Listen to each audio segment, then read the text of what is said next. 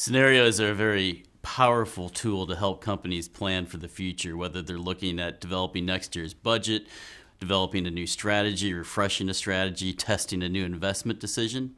All of those decisions, scenario planning can be very helpful because scenario planning expands analysis beyond just a single linear future. When we're surprised by developments about the future, it's often because of a lack of imagination. And with scenarios, you look at the future through more than one lens. You develop 2 or 3 different views as to the future, very different views that test your biases, your assumptions. The scenario process forces you to be explicit about what you're assuming about the future and to consider alternative outcomes. And that is a tool that's been very effective over the years at testing strategy and making companies more resilient in the face of adversity and also better able to take advantage of new opportunities that emerge. IHS has created a new generation of global energy scenarios that will be released in 2014. Rivalry is what we call our planning scenario. That's our reference case. And rivalry is a world of greater competition among energy sources, greater competition among renewables, natural gas, and oil and other sources as well. This rivalry will manifest itself in a number of ways. Natural gas will begin to enter the transportation market in a meaningful way. Electricity will play a more significant role in transportation. One example of this is today there are about 900 million light-duty vehicles, cars, in the world today. In 2040, there'll be about double that number, about 1.8 billion.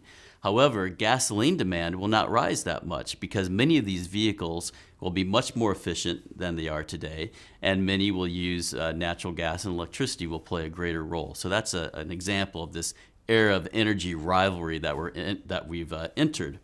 We also have 2 alternative scenarios. One is called autonomy. Autonomy is a fascinating world where local energy demand is satisfied to a much greater degree from local energy supply. In other words, renewables become much more cost efficient. The storage of electricity, we see a step change in the economics of storage of electricity.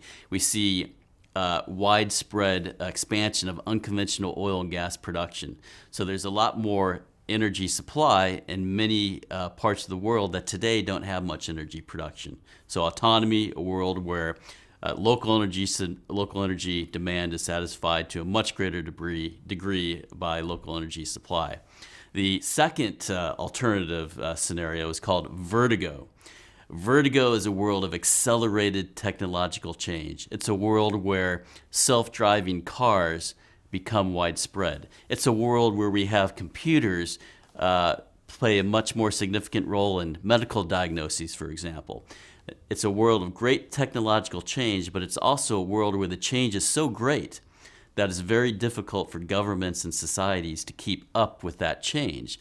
And this has a big impact on energy. It creates mismatches between energy demand and energy supply. So vertigo, a very fascinating world of great change, but also one that's very turbulent.